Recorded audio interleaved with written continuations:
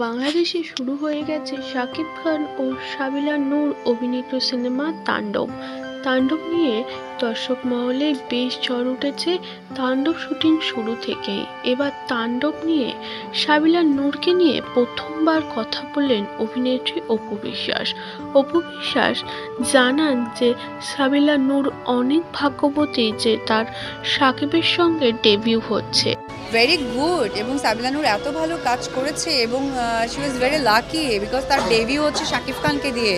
এটা তার জন্য অনেক বড় একটা সৌভাগ্যের। একজন সেলিব্রিটি, একজন অভিনেত্রী হিসেবে আমি মনে করব যে বাংলাদেশ অভিনেত্রী হিসেবে আমি মনে করব যে এটা অনেক বড় একটা প্রাপ্তি তার জন্য। অপু বিশ্বাস বলেন, আমি সাকিবের সঙ্গে সব থেকে বেশি কাজ করেছি, ৭২টি সিনেমা করেছি আমি ও সাকিব একসঙ্গে। তবুও আজকে তিনি সাকিবের সঙ্গে কাজ করাটা আমার যেন মনে হচ্ছে ভাগ্যের ব্যাপার।